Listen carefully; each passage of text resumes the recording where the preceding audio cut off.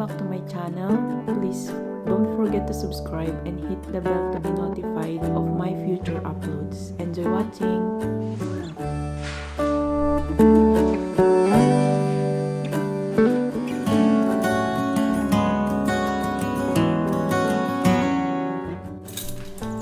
Today, I'm gonna be sharing you the house we rent here in the UK. We are newly built RNs, by the way, and recently got our pins and working here in East Midlands. Me and my friend are sharing for this 2-bedroom terraced house at a cost of £750 per month. It is a 2-story house, newly renovated and unfurnished when we moved in. It is around 10 to 12 minutes away from the city center by walk and 20 to 30 minutes to our work.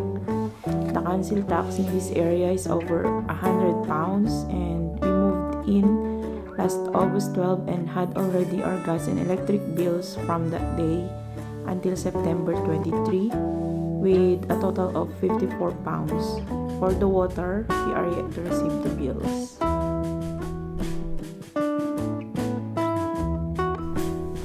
All the furnitures are purchased from British Heart Foundation, like the sofa, the bed mattress, clothes cabinet, and all are slightly used, and the new ones we bought from Amazon, Wilco, and B&M. We find these stores cheaper.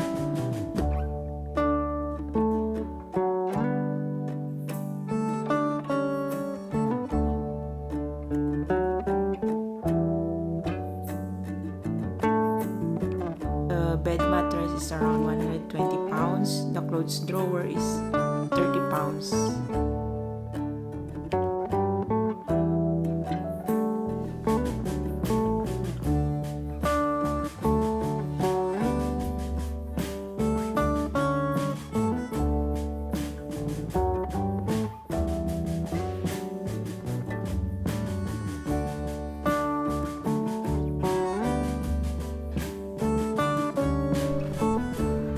We love the toilet as it is not equipped with a bathtub like a typical British toilet, and this one is perfect, spacious, and has natural light.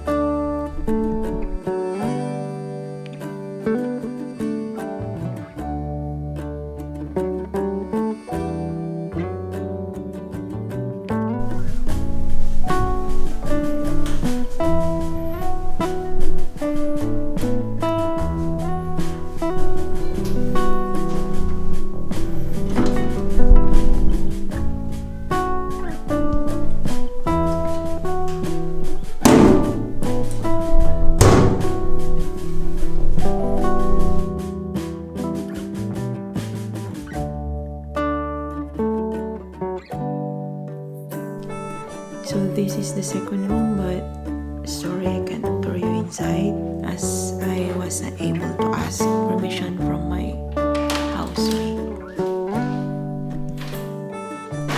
Going down, we have our modern kitchen furnished with built-in oven and a dishwasher and lots on lots of built-in cabinets, which is a plus point for us. Malinis lagi tingnan.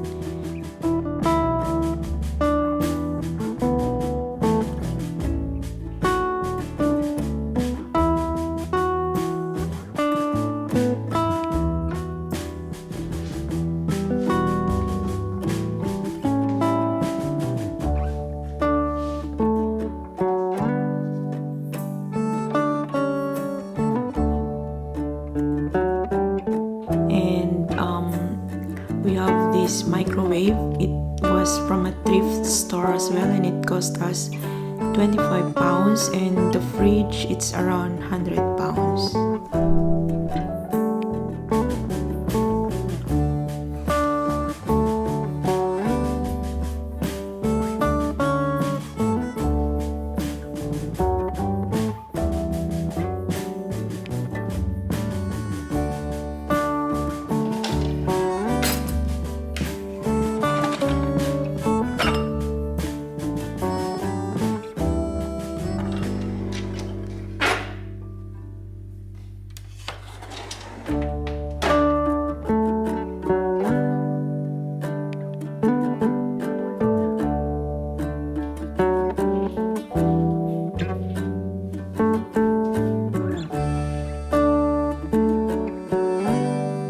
For the monthly share, since we usually spend around 20 pounds a week, we share only 30 pounds each for monthly groceries.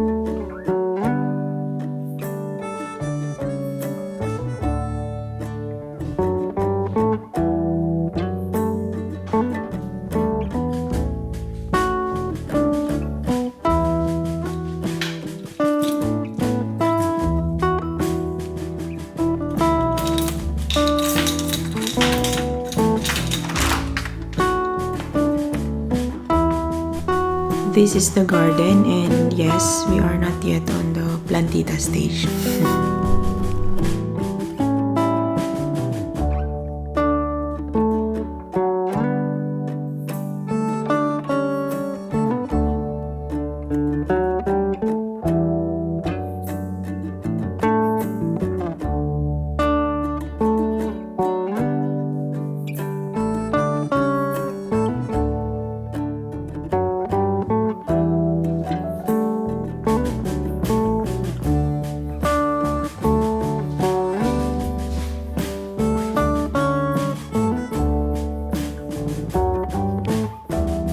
We love this naked wood dining set that complemented well with the floor, and yes, it is thrifted as well.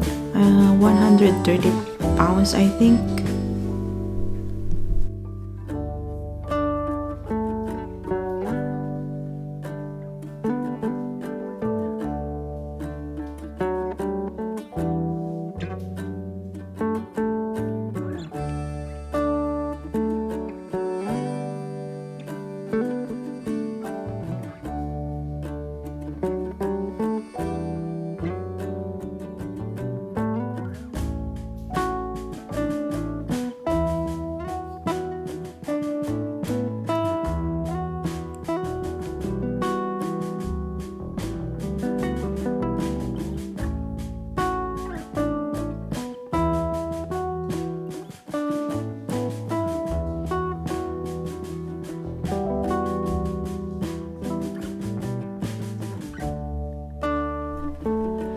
We have our Wi-Fi as well, 31 pounds per month, apart from having our personal data of 20 pounds monthly.